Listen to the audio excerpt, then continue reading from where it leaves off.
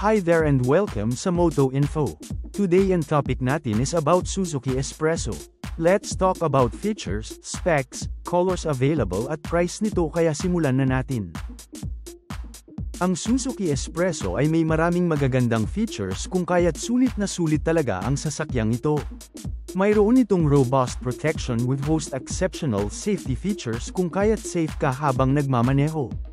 Mayroon din itong airbags also for your safety at hill hold control na designed to prevent the vehicle to roll backwards. May ESP din ito na nakaka-detect kung madulas ang kalsada.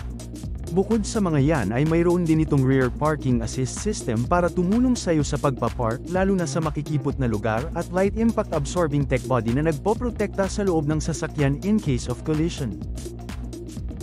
Narito ang comparison ng Suzuki Espresso GLMT at GLA-GS. Suriing mabuti ang mga specifications upang makapili kung anong Suzuki Espresso variant ang nais mong bilhin o binabalak na bilhin in the near future.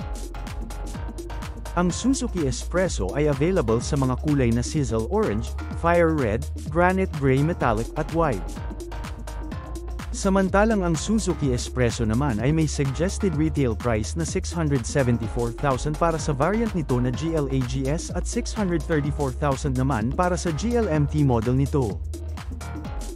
Nagustuhan mo ba ang ating video?